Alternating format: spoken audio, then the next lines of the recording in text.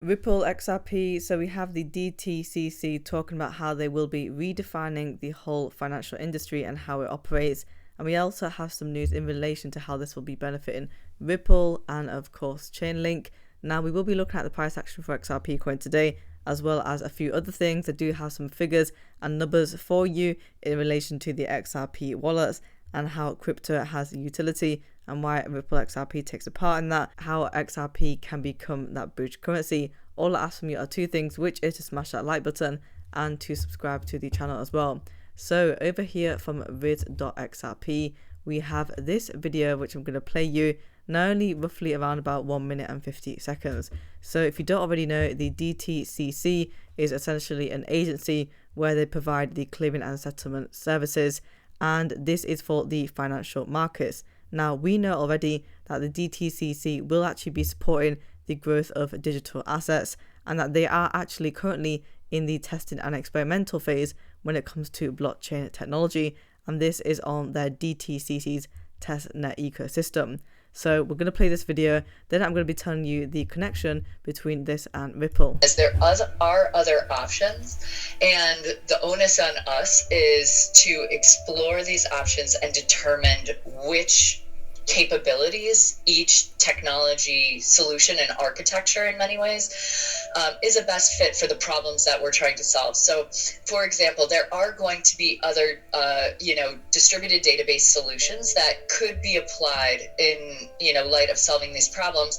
But when you start to then add on additional capabilities like tokenizing a security and providing smart contract or programmable functionality, to a transaction, then you start to really unlock some of the power that distributed ledger technology provides. And so it's that aggregation of a variety of capabilities that have pointed us to this particular technology. But I do think that it's important to pull out, the point that you're making, Jane, which is that blockchain is in many areas a solution in search of a problem. And so we've taken a very critical view when we evaluate our use cases to ensure that a blockchain solution that we are applying is a very tightly scoped one for the use case that is not just putting a solution on a chain, but rather understanding what additional capabilities and therefore value that we can unlock by putting a solution on a network or on a chain. I mean, their whole role is standardizing and streamlining the financial markets. And we know in the US that they settle most of the securities transactions between the buyers and sellers. Now, one connection that we have between the Dtcc and Ripple is that Ripple Labs actually appointed someone called Donald Donohue, who was the former CEO of the DCC, and he is the advisor to the company. In addition to this, we also have from Chainlink, the collaboration between the Dtcc and Chainlink opens the door to a multitude of use cases that can redefine how the financial industry operates. I mean, in the video, you saw her talk about the fact that there's going to be additional capabilities. And so that's going to be with the likes of tokenizing securities. And we know that tokenization can be done on these blockchains, on these DLTs. And that's very important when it comes to not only Ripple XRP, but also Hedera HBAR as well. So that is how they will be redefining it. But this is a very important update. It just came today, and you can see over here the operational process that we have, as well as the organizational outcome too, with things such as enhanced speed, reliability, and transparency, and also improved capital efficiency as well. Let's take a look at some of the numbers that we have. This is coming from the Crypto Basic. It says over here that wallets holding more than 0 XRP skyrocket 102% to over 5 million. And if we have a look at the details, this is over the past 3 years, and it's boasting 5.02 billion distinct wallets as well. It's a significant milestone because the count has actually increased by 104% since February the 10th of 2021. And we have over here that it's currently collectively holding 99.98 billion XRP, contributing to a fully diluted valuation of $53 billion. Massive numbers there. From Chad Steingraber, we have over here Chris Dixon of Astrusennen Horowitz, and they are actually a venture capital firm.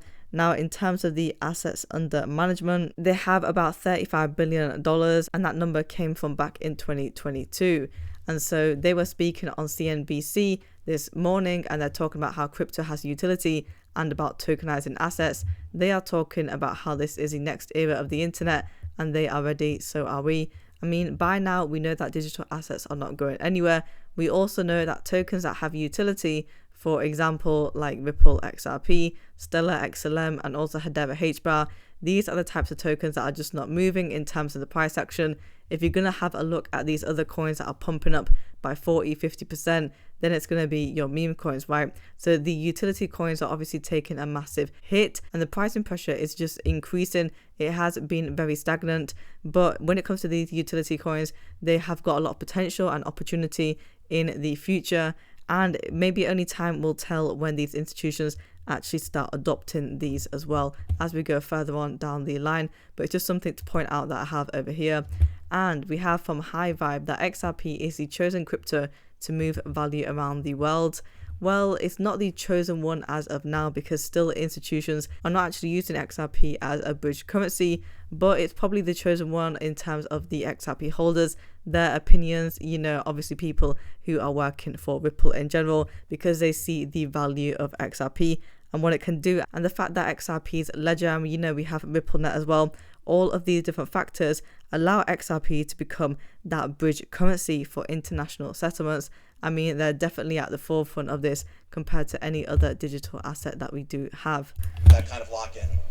I often like to compare Ripple to Cisco, because Cisco, they didn't need to own TCP/IP. They didn't need to make it proprietary. They benefited plenty by being the best vendor for sort of enterprise-grade routers. And so what we want to be is like the best vendor for enterprise-grade routers for money, and we want P to be the best asset for routing money. And so at the height of the internet boom, actually became the largest company in the world by market cap, just to give you an idea of how big that of an opportunity that could be.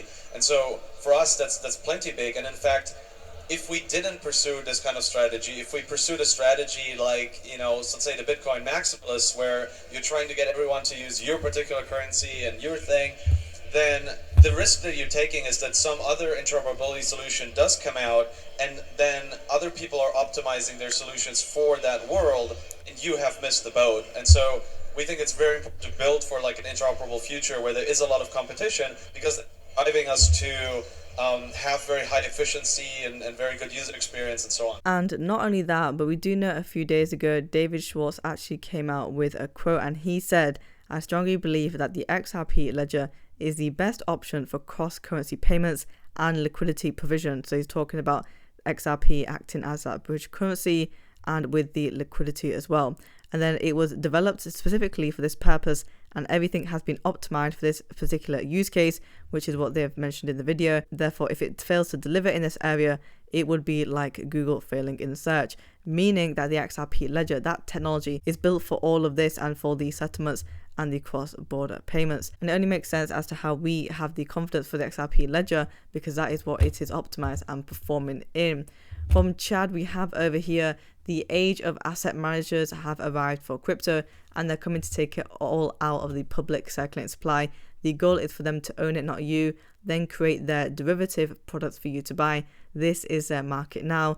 Essentially, it's kind of like a loophole, right? Because you can buy any sort of digital assets, but what they're now doing, these asset managers are buying up the crypto, and then they are creating their own derivatives. So you're going to be buying it from them, but that is something that they control. And this is from the Bitcoin magazine, saying $230 billion asset management harvest files to launch new spot Bitcoin ETF in Hong Kong. It's not surprising that they're pretty much come very fast with this. I mean, much faster than the SEC and the delays that we saw with that. And so it seems like as if Hong Kong are welcoming these spot Bitcoin ETFs. Now let's take a look at the price action for today. We are currently trading at 0.5218. We are down by 1.43% on the one-day chart. So if you've noticed, yesterday we were trading at 53 cents. Now we are only down by 1 cent.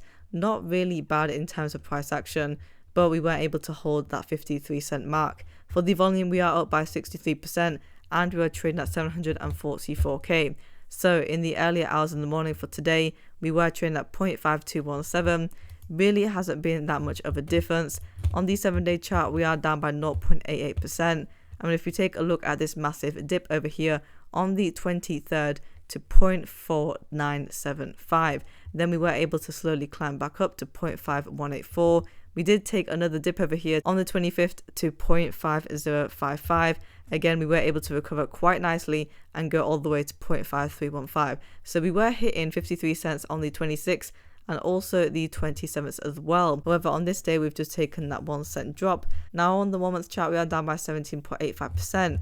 Now notice that whilst we've taken this dip, we have recovered a little bit here. Again, with XRP coin, I want it to hit 53 cents. And then I want to see it within that 53 to 55 cent range. Today is the 29th of January. We only have 2 days left for this month. The 1st of February will be the Thursday. We also have the Fed meetings happening as well, and in relation to the interest rates. So let's see first if XRP is able to establish support at 53 cents. Guys, if you want daily Ripple XRP coin news, subscribe to the channel and like the video as well.